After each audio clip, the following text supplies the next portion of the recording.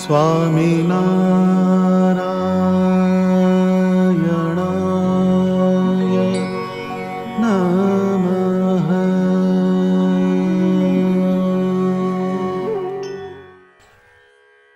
ચારો એટલે શું? તો કે કથા, વાર્તા, કીર્તન. એ જુદા સંદર્ભમાં મહારાજે કીધું છે કે તમે કથા સાંભળો, કીર્તન કરો, વાર્તા સાંભળો, સેવા કરો, પણ એનું ફળ કયું? તો કે ભગવાનના સ્વરૂપમાં તમારો જીવ જોડાય એનું ફળ કહેવાય. તો રહેવાનું જ્યારે થાય તો માળામાં રહેવાય, ચારામાં રહેવાય નહીં, રહેવું પડે માળામાં. એમ આશ્રય માત્ર જે છે એ ભાગવતના પ્રથમ સ્કંધમાં સૂત પુરાણીએ વાત પૂછી કે ભગવાન એમ કે આ પૃથ્વી ઉપરથી અંતર્ધાન થઈ જાય તો ધર્મ કોના શરણે રહેશે? ધર્મ ક્યાં જાય? ધર્મના ધરતલ એવા ભગવાન આ પૃથ્વી ઉપરથી જ્યારે અંતર્ધાન થાય તો પછી શું થાય? તો કે ધર્મ જે છે, ધર્મ માત્ર મૂર્તિના આશ્રય રહેલા છે. કોઈ પણ ધર્મ જે છે એ મૂર્તિને આશ્રય રહ્યો. અત્યારે શ્રીજી મહારાજ આપણી સામે નહીં, પણ એ શ્રીજી મહારાજ જે મૂર્તિ આ પૃથ્વી પર પ્રગટ થઈ એને જે શિક્ષાપત્રી લખી એ હાજર. એમ ભગવાનને નિત્યાનંદ સ્વામીએ પૂછ્યું 1886ની સાલમાં મહારાજે મંદવાડ ગ્રહણ કર્યો તો કે મહારાજ આવે એમ કે બધા સત્સંગીને કઠણ કાળ આવશે એમ. તો ભગવાન એમને પૂછે છે કે તમે મને કેવા સમજો છો? મહારાજ તમે પુરુષોત્તમ નારાયણ છો. એટલે પછી એનો ઉકેલ આપ્યો શ્રીજી મહારાજે. સત્સંગ છે મુજ અંગ, ભલા ભાવથી ભાડો અભંગ, બે આચાર્ય નેત્ર પ્રમાણો, સંત સત્સંગી અવયવ જાણો, શિક્ષાપત્રી છે મારું સ્વરૂપ, માનજો એની આજ્ઞા અનુપ, નથી દૂર જતો હું ક્યાંય, સદા વસુ છું સત્સંગ માય. આનો દાખલો બેસાડ્યો શ્રીજી મહારાજ. તો એ આવી વાત ક્યાં આગળ કે મૂર્તિ આગળ આવીને ઊભી રહી ગઈ. એટલે ધર્મ માત્ર જે છે એ મૂર્તિના આધારે રહે. એ સાંજ પડે આપણો જીવ મૂર્તિમાં જોડાય એવો પ્રયત્ન કરવાનો. પાઠ થાય આપણાથી, દંડવત થાય, પ્રદક્ષિણા થાય, મૂર્તિમાં વૃત્તિ રાખવાની થાય. એ કાઠામાં કાઠું એ છે. એટલે પહેલું જ વચનામૃત આવ્યું. સૌથી કઠણ સાધન કયું? તો કે ભગવાનના સ્વરૂપમાં ચિત્તની વૃત્તિ રાખવી તે. એટલે બધાનો સાર મૂર્તિ આગળ જઈને ઉભો રહી જાય. એટલે મૂર્તિ રૂપી માળો, એ માળાની અંદર વિરામ કરવાનું કીધું. વિરામ આપણે ચેષ્ટાના પદ બોલીએ એમાં મુક્તાનંદ સ્વામીએ જે શયનનું પદ કર્યું એમાં પ્રેમ કે પર્યંક પર પ્રભુ કરત સુખ આરામ. એટલે ભક્તના પ્રેમ રૂપી પલંગ એમાં જે સુખ આરામ કરે છે એવા સ્વામિનારાયણ ભગવાન. મુક્તાનંદ નિજ ચરણ ઢીગ ગુણ, ગાવત આઠો જામ. બોલવાનું ખરું પણ ઢીગનો અર્થ શું થાય? ઢીગ એટલે પાસે. નિજ ચરણ ઢીગ ગુણ, ભગવાનની પાસે રહીને તમારા ચરણના હું ગુણ ગાઉં. એ કોણે કીધું? મુક્તાનંદ સ્વામીએ કીધું. એટલે કહેવાનો અર્થ શું છે કે આપણી શરૂઆત જે છે એ આત્માથી થવી જોઈએ અને એનો એન્ડ પરમાત્માએ જવો જોઈએ. શરૂઆત આપણી થાય ને, એટલે આપણી શરૂઆત આપણે સવારમાં ઉઠીએ આપણે તો શરૂઆત જે છે, ઇંગ્લિશમાં કહેવત છે વેલ બિગિનિંગ ઇઝ હાફ ડન. તમારી શરૂઆત સારી તો પાછું બધું સારું થાય. એટલે શરૂઆત આપણી આત્માથી થવી જોઈએ અને આપણો અંત છે એ પરમાત્મા આગળ થવો જોઈએ. આત્માથી શું? તો કે પહેલા આપણે પથારીમાં બેઠા થઈએ તો પહેલું આપણે અંદરથી પૂછવું પડે તમે કોણ? હું કોણ? પછી બીજો સવાલ હું અહીંયા શા માટે? બે વસ્તુ આવે. એક કાર્ય, હું કાર્ય છે, કારણ બીજું છે હું અહીંયા કેમ આવ્યો એનું કારણ છે. તો હું કોણ? તો કે હું ભગવાનનો બ્રહ્મરૂપ એવો દાસ છું, હું ભગવાનનો ભક્ત છું. હું અહીંયા કેમ આવ્યો કે કંઈક લોચો પડ્યો, ભગવાનને મારી વચ્ચે કંઈક અંતર રહી ગયું, એને કાં તો ઓછું કરવા આવ્યો, કાં તો જીરો કરવા, ફોરફીટ કરવા. પેલા ઘણા હોય છે ને, પૈસા માંગતા હોય, તમારે દૂધે ધોઈને આપવાના કે અડધા હાથ ઊંચાઈ કરી દેનારા હોય, એ એટીકેટી વાળા. એલાવ ટુ કીપ ટર્મ એને એવું કહેવાય છે. એટલે એમ કે આ જન્મે નહીં મેળ પડે, આવતા જન્મે જોયું જશે. તો એ આપણો જન્મ શા માટે થયો ને આપણે કોણ, એનાથી આપણી શરૂઆત થવી જોઈએ. એ આપણું મૂળ તત્વ ત્યાં આગળ આવેલું પૂરે. પછી આપણો જે એન્ડ જે છે એ પરમાત્માના આકાર તરફ જોવો જોઈએ. એટલે આપણે સુતા સુતા વોટ્સએપ આમ નહીં કરવાનું. ઉઠતી ઘડે બધું શટર પાડી અને આપણે સ્વામિનારાયણ ભગવાનના આકારની અંદર આપણા ચિત્તની વૃત્તિને પરોવવાની એ આખી વસ્તુ છે. એ કેમ કરવાની? તો કે છે સુખ માત્રનું કારણ એ ભગવાનનું સ્વરૂપ. સુખ કંદ કીધા એને, સુખ કંદ, સુખનું મૂળ એ પરમાત્માનો આકાર છે. એટલે જે મૂર્તિ રૂપી માળો એનો આશ્રય કરવાનો, એમાં વિરામ કરવાનો શબ્દ વાપરો. મૂર્તિ રૂપી માળામાં વિરામ કરો છો કે જ્યાં ત્યાં ભટકો છો. એટલે વચનામૃત બહુ મોટું છે, એમાં પાછું ઢોરનો દાખલો આલ્યો છે. ખીલો હોય, જેમ ઢોર હોય, ધણિયાતું ઢોર કીધું. ધણિયાતું ઢોર હોય એમ કે ખીલે બંધાય, ખીલે જતું રહે. અને હરાયું ઢોર એ જ્યાં ત્યાં જેના ખેતરની અંદર ફરતું ફરે. એટલે હરાયું ઢોર એટલે શું? ઘડીકમાં પંચ વિષયમાંથી સુખ ખોળે, એ ઘડીકમાં વ્યવહારમાંથી સુખ ખોળે, ઘડીકમાં ધંધામાંથી સુખ, એ હરાયું ઢોર કહેવાય. જોજો લે, તમને નહીં કહેતો. હા, કહેવાનો અર્થ શું છે? એટલે આપણી મનની વૃત્તિઓ એ બીજી જગ્યાએથી સુખની લાલસા કરતી હોય તો કંઈક ભક્તપણામાં આપણી કચાશ છે અને છે. એ ભગવાને ખીલાનો દાખલો આપ્યો. જેમ મૂર્તિ રૂપી ખીલો એ ત્યાં આગળ જઈને ઊભું રહે, એમ આપણે ધંધો કરીએ, ઉદ્યમ કરીએ, ગમે કરીએ, પણ મૂર્તિ જે છે એનું અનુસંધાન રાખવાનું. એ મંત્રથી રખાય. 5 મિનિટ તમે 24 કલાક આપણે એંગેજ નથી હોતા, કોઈ નથી હોતું, પણ એમાંથી થોડોક સમય તો મળે જ. જ્યારે સમય મળે તો આપણા ઘરની જે મૂર્તિ હોય, આપણે જે જગ્યાએ હોય, પણ માનસી પૂજામાં તમે ધરાવો એ તમને મૂર્તિ ભેગા કરે. એ મૂર્તિની સાથે આપણો જીવ જડાવવો જોઈએ. એ મૂર્તિ રૂપી માળો. અને બીજો ચારો કીધો. હવે માળામાં જેવો ચારો કરવો પડે, પાછો ચારા વગર માળામાં ના જવાય. એ પાછું બીજો હિસાબ છે. એટલે ગુણાતીતાનંદ સ્વામીએ એમની વાતમાં એક વાત લખી કે જેમ અંગ્રેજ છે, ફિરંગીનું લશ્કર, એને એમ કે કવાયત કરાવે, કસરત કરાવે, એને તૈયાર રાખે એના શરીરને. એમ આપણું જે મન જે છે એ આળસી ગયું હોય, આપણી ઇન્દ્રિયો આળસી ગઈ હોય, આપણી બુદ્ધિ બીજે જતી રહી હોય, તો એને કથાના માધ્યમ દ્વારા એને કવાયત કરવી પડે. એ કથાનું જે અંગ જે છે એ આપણે બંધ થઈ જાય. કથા આપણે સાંભળવાની આવે જ નહીં ને.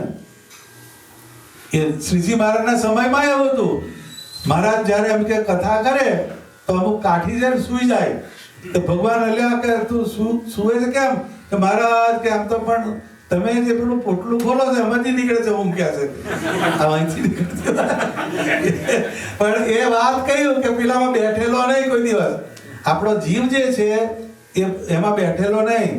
એટલે એ શાર્પનિંગ કહેવાય ને. એટલે જેમ પેન્સિલની અણી કાઢીએ ને, પેન્સિલ હોય, પેન્સિલ એનાથી આપણે લખીએ તો થોડાક પેજ લખે એટલે પછી બુઠ્ઠું થઈ જાય, પછી લખાય નહીં. પેલી જેનો કણ હોય જેટલો હોય ત્યાં સુધી લખાય, પછી હવે કે બુઠ્ઠી થઈ ગઈ પેન્સિલ, એમાં પેન્સિલ બુઠ્ઠી થઈ જાય. બુઠ્ઠી કેવી રીતે થઈ જાય? બહુ જોર મારે તો 5 માળા ફેરવે, આગળ જાય તો એક જન્મંગલનો પાઠ કરે, ડિસ્કાઉન્ટમાં આગળ જાય તો. એનાથી આગળ જાય નહીં. એટલું તો ભજન વટાઈ જાય, બહાર જાય એટલો એ પહેલા બાષ્પીભવન થઈ જાય. તો એ આપણું જે અંતઃકરણ જે છે એની અંદર જેમ તમે પેલી પેન્સિલ જે છે એનાથી તમારે લખવું હોય તો તમારા મન પાસે કામ લેવું હોય, બુદ્ધિ પાસે કામ લેવું હોય, જીવ પાસે કામ લેવું હોય તો એને કથા વાર્તાની અણી કાઢવી પડે. બુઢી થઈ જાય જોબ કરવા જાય એટલે મોટી થઈને જ આવે પાછી. 2-4 જગ્યાએથી ઝટકા વાગ્યા હોય, કોઈ ફૂલાઈ માર્યો હોય તો આગળ જાય, તો એમાંથી આપણો જીવ આગળ ચાલે નહીં.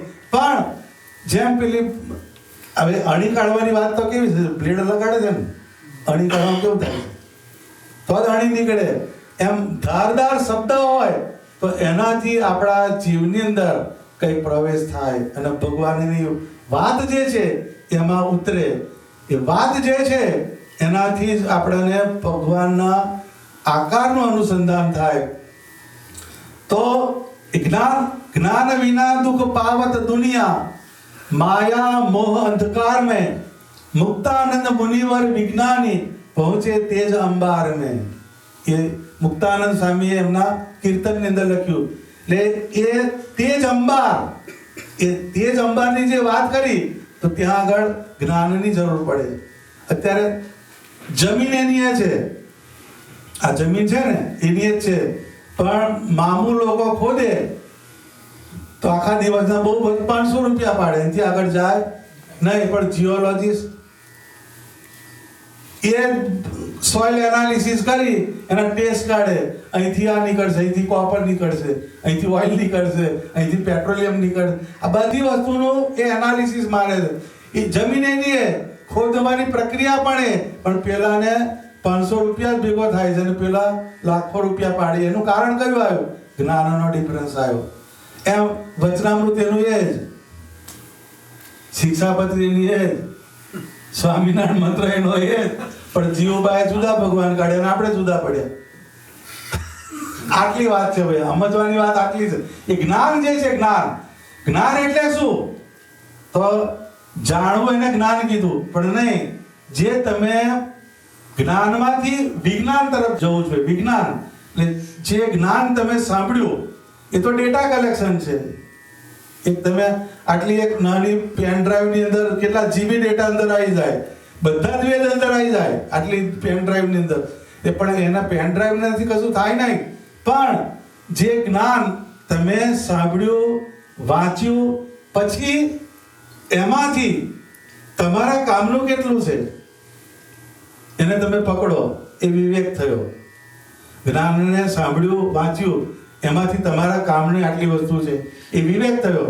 પછી એને ઇમ્પ્લિમેન્ટ કરો, એના માર્ગે આગળ ચાલો, એ વિજ્ઞાન થયું.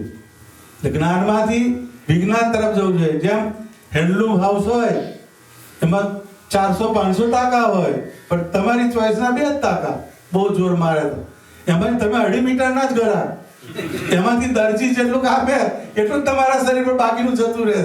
જ્ઞાન એવું છે, હેન્ડલૂમ હાઉસ એવું. એટલે બધી વચનામૃતમાં બધી બહુ ફ્લેવર આવે, બધી બહુ, પણ એમાંથી આપણે કામનું કેટલું એને પહેલા પકડવાનું, એ વિવેક કહેવાય. પહેલો જ્ઞાન ની પછી વિવેક આવે ને પછી વિજ્ઞાન થાય. એ વિવેકથી તમે તમારે કામની આટલી વસ્તુ છે એને પકડીને પછી એ પ્રમાણે આપણે વર્તીએ અને આપણો જીવ પરમાત્માના સ્વરૂપમાં આગળ જાય તો એમાંથી એ વિજ્ઞાન તરફ લઈ જાય. એ વિજ્ઞાન થયું, એ ભગવાનના આકાર એની અંદર જોડે. એટલે એક મૂર્તિ રૂપી માળો અને ચારો, પક્ષી જેમ ચણવા જાય છે એમ આપણે ચણવાનું કયું? વચનામૃત ચણવાનું, ભક્ત ચિંતામણી ચણવાની, પછી શિક્ષાપત્રીનું ચણવાનું. એટલે આ સત્સંગ સંબંધી જે વસ્તુઓ એને આપણે અંદરથી ઉતારીએ અને કલ્યાણકારી વસ્તુ એનો આપણે ઉપયોગ કરીએ તો એનાથી આપણા જીવની ગતિ થાય. એ જીવ જે છે એ ગતિ કેમ કરતો નથી? તો કે જે ભજન જે છે એ ઇન્દ્રિયોથી આગળ ગયું નથી. આપણું ભજન જે છે એ ઇન્દ્રિયોથી આગળ નહીં. આપણી આંખ છે, આંખમાં ગતિ નહીં. તમે જોયું તો જોયેલું અહીંયા જ રહે.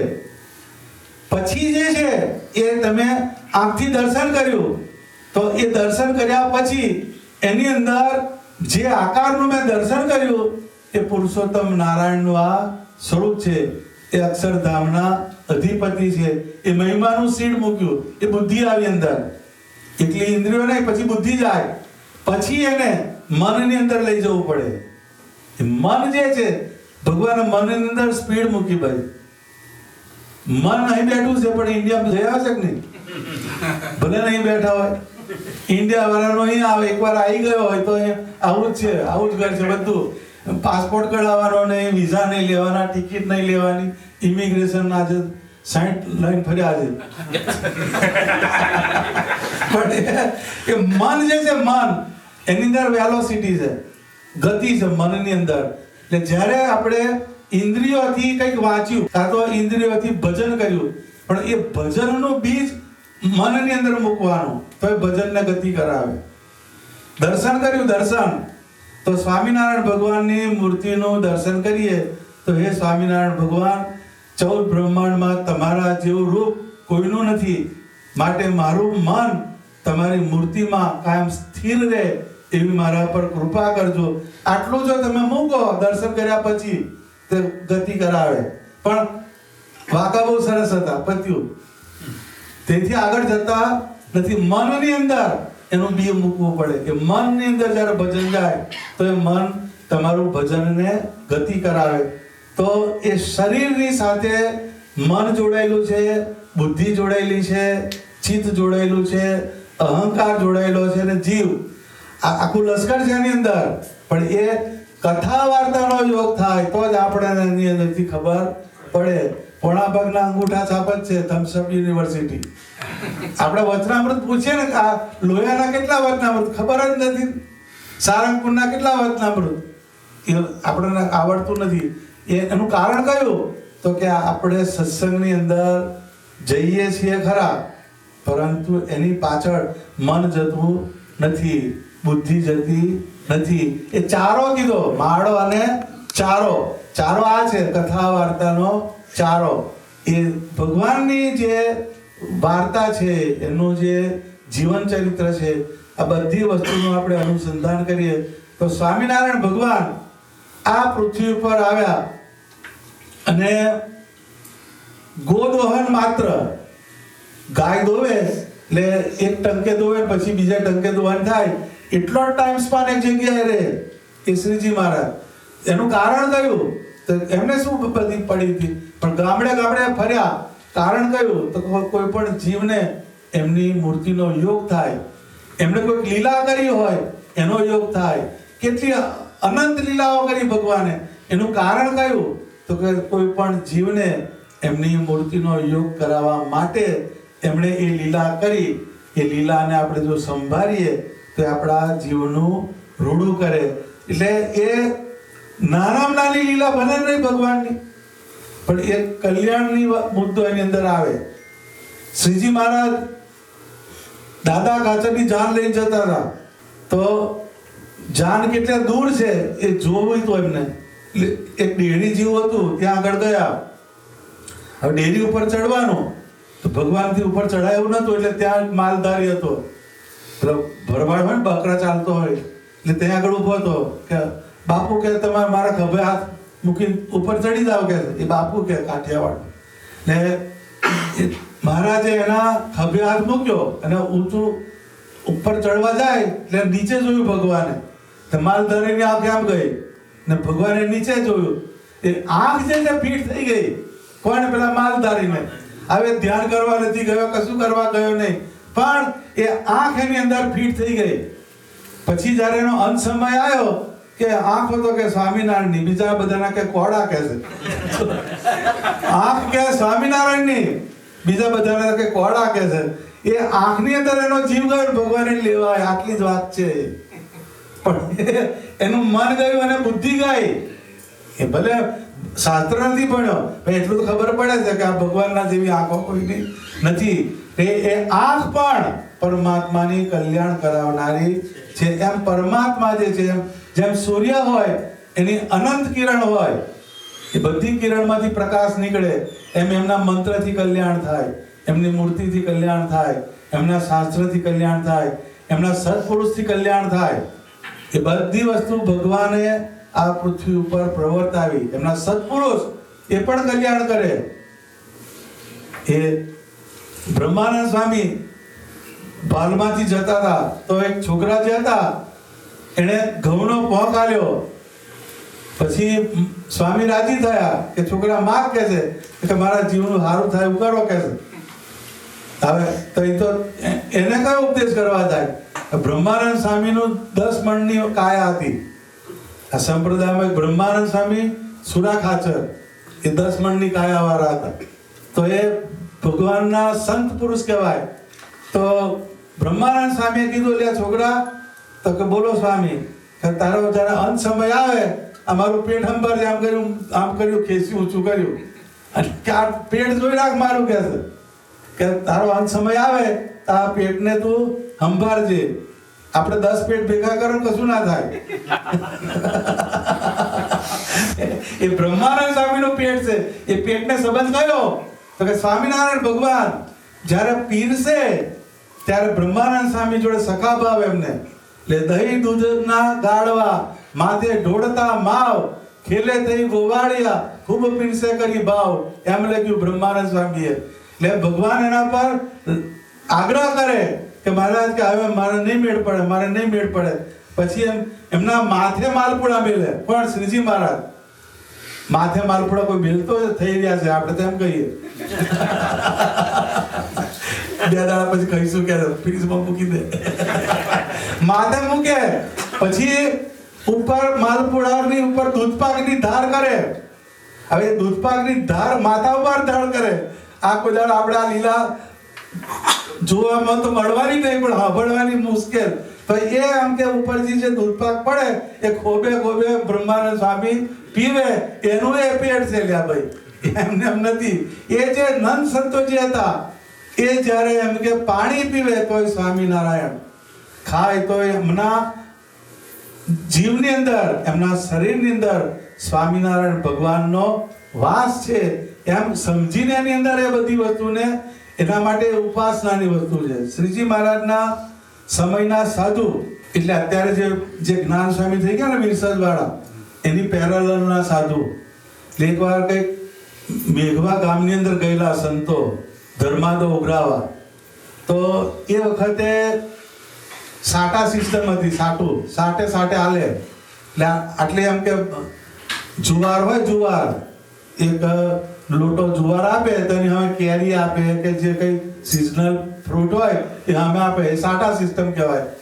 તો એક સાધુ હતા, એ એમની જોડે જુવાનિયા સાધુ હોય પાછા મંડળમાં, એ ધર્માદો લેવા ગયેલા. એટલે તો સ્વામીએ બધું અનાજ ઉઘરાવે, અનાજ બધું પડેલું.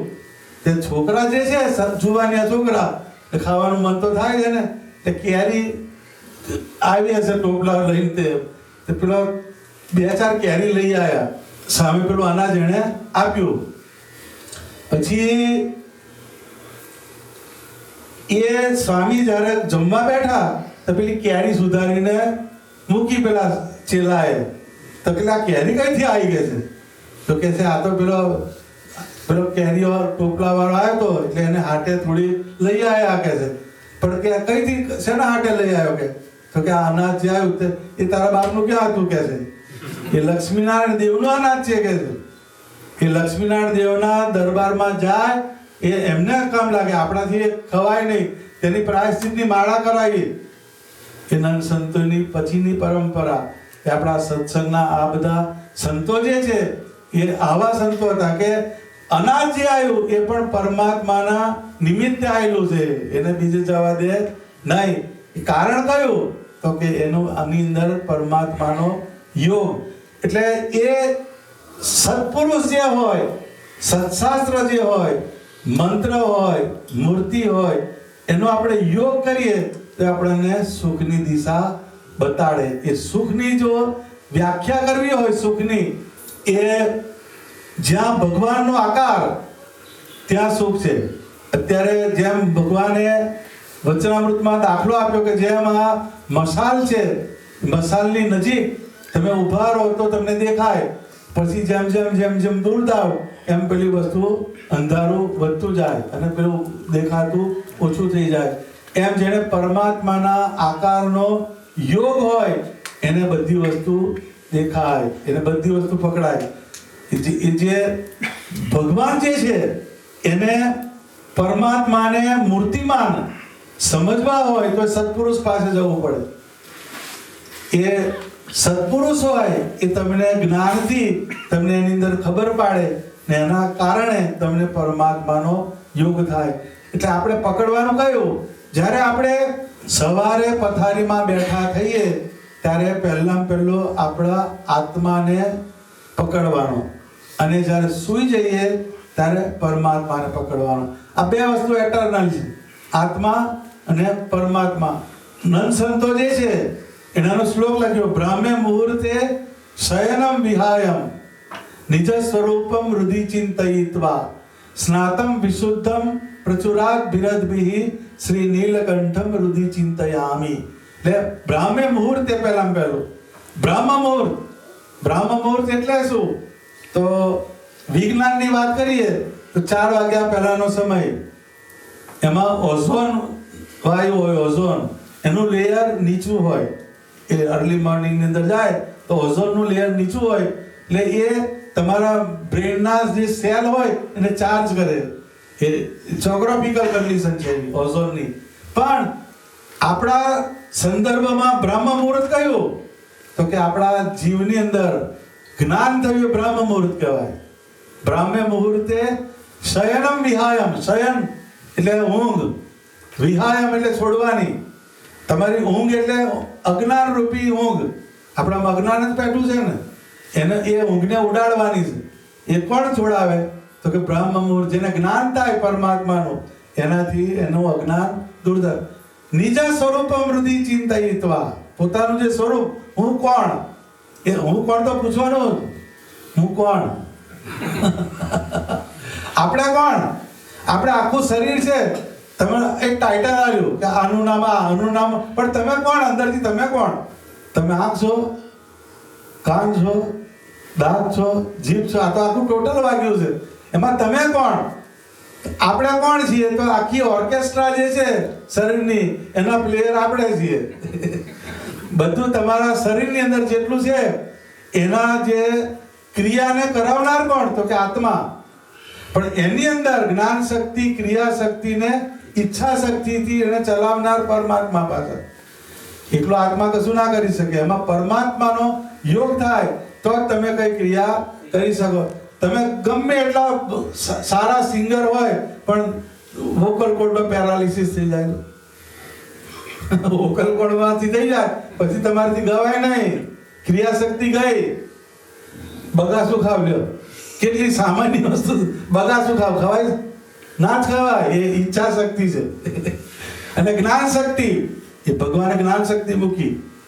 હવે એ કીડીની અંદર જ્ઞાન શક્તિ મૂકી. કીડી છે, કીડી એ ખાંડનો ડબ્બો કયો એને ખબર પડે, તમારે મોરસ લખવું પડે. ભલે તમે લાવે, કીડી શોધી લાવે. કીડી ગમે તેથી શોધી લાવે. હવે એના અંદર બ્રેનની અંદર કેટલી સર્કિટ ફિટ કરી ભગવાન. એ જ્ઞાન શક્તિ છે. એમ આખું બ્રહ્માંડ છે, એની અંદર પરમાત્મા જે છે એને શોધવાના જ્યારે થાય તો જ્ઞાન શક્તિની જરૂર પડે. એ મંત્રમાંથી પરમાત્મા નીકળે, એ સેવામાંથી પરમાત્મા નીકળે. જેમ ભગતજી પાસે કોક આવે કે બાપજી આશીર્વાદ આપજો, તો કે હાવેણો પકડ.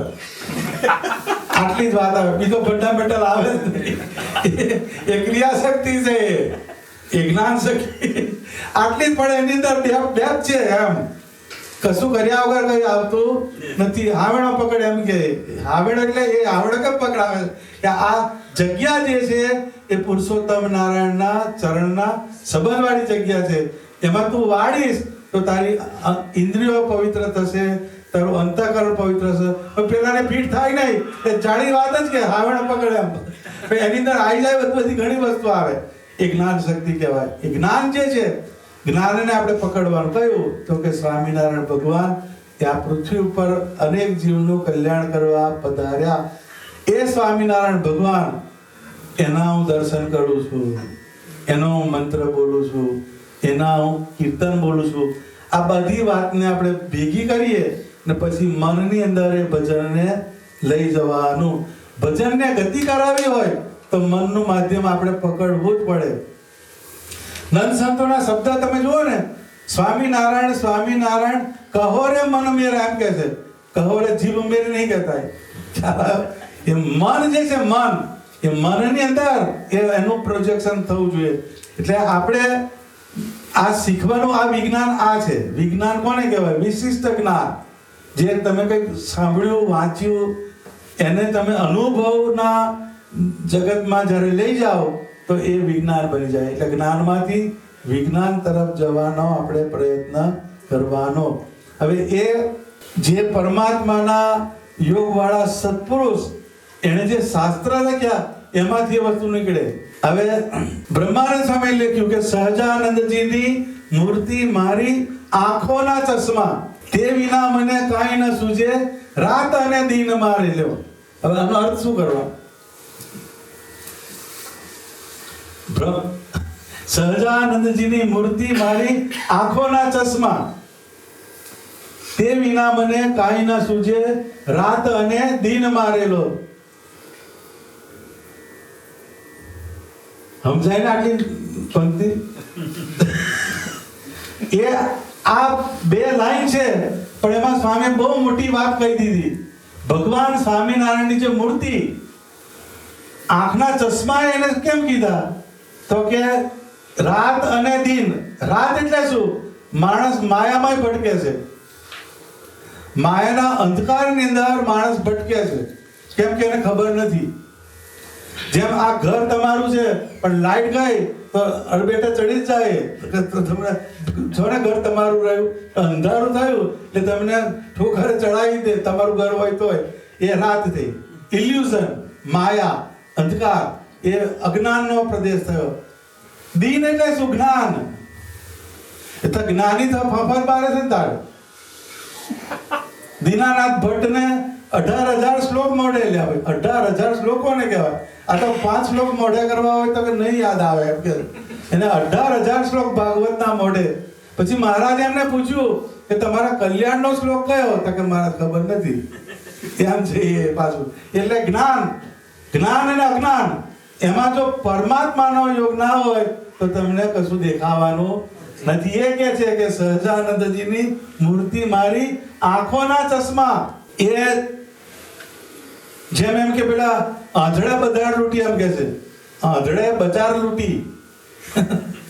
આંધળો હોય એ બજાર લૂંટી ગયા. એટલે એમ કે જેની પાસે કઈ જ્ઞાન નથી એવા લોકો ભગવાનને પામી ગયા. એ વસ્તુ કેમ કે એની પાસે ભગવાનની મૂર્તિ છે. એ ના ગઈ ગંગા ગોદાવરી કાશી, ઘેર બેઠા મળ્યા અક્ષરવાસી.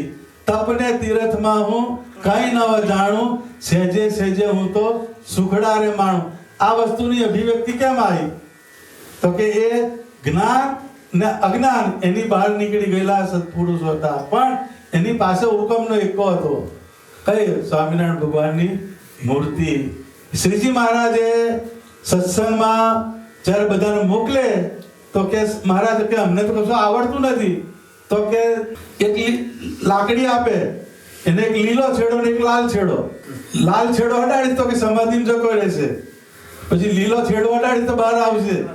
એવી રીતના સત્સંગ કરાયો શ્રીજી મહારાજે. એ જેવી તેવી વાસ્તુ નથી, પણ એ મૂર્તિનો સંબંધ, મૂર્તિનો જેટલો યોગ થાય એટલું જ આપણા જીવનની અંદર સુખ, સુખ અને સુખ.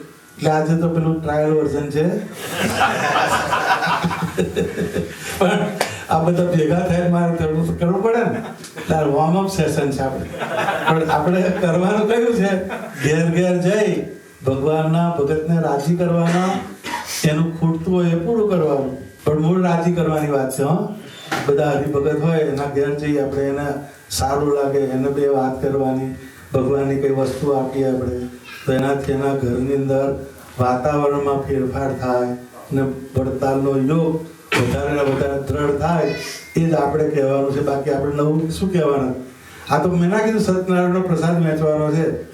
આપણે કોઈ પણ માણસ ભલે ને અત્યારે પીએચડી થયેલા હોય કે મોટા શાસ્ત્રી હોય કે ગમે તે હોય, પણ લેવું શું પડે? મુક્તાનંદ સ્વામીની આરતી જ લેવી પડે, નિષ્કુળાનંદ સ્વામી ભક્ત ચિંતામણી જ લેવી પડે. એની આગળ કશું એને લેવું પડે તો એ જ. એ આપણી કશું વસ્તુ આપણે આપી શકવાના નથી. પણ નંદ સંતો જે કરી ગયા એ વાતને આપણે પ્રવર્તાવીએ તો એના જેવી મોટી સેવા કે નથી. એ આપણે જેમ બને એટલું આપણે નંદ સંતોની વાતને શ્રીજી મહારાજની વાતને ઘેર ઘેર પહોંચાડીએ. દરેકના જીવની અંદર એનો આપણે મૂળ પ્રતિષ્ઠા એ છે એ જે ભગવાનના શબ્દો ને ભગવાનની મૂર્તિ, આ બે વસ્તુની પ્રતિષ્ઠા તમે કરો, એનાથી આગળ કોઈ વસ્તુ છે નહીં. એટલે મૂર્તિ રૂપી માળો અને ચારો, માળો ને ચારો બે યાદ રાખવાનું. ચારો એટલે પેલું બધું બહાર ચડી આવે છે નહીં, પણ કથા, વાર્તા, કીર્તન, સત્પુરુષનો સમાગમ, સેવા, આ બધો ચારો છે. પણ એ કરીને પાછું પરમાત્માના આકારની અંદર જોડાવાનું તો લિંગરિંગ છે, એ બાકી છે. એ આટલું કર્યા પછી જો ભગવાનની મૂર્તિમાં ના જવાય એ પાછું નકામું કહેવાય. તો એક મૂર્તિને પકડવાની અને ભગવાનની મૂર્તિના જે વચન, આ બે વસ્તુને પકડવાનું, એ આપણા જીવનનો મુદ્રાલેખ બનાવવાનો. થંબ રૂલ, એને થંબ રૂલ કહેવામાં આવે. મૂર્તિ ને મૂર્તિ જે બોલી ગઈ, મૂર્તિએ જે આચરણ કર્યું, આ બે વસ્તુને ભેગું કરીએ એટલે આપણને ભગવાનથી છૂટા પડવા દે નહીં. સહજાનંદ સ્વામી મહારાજ જય.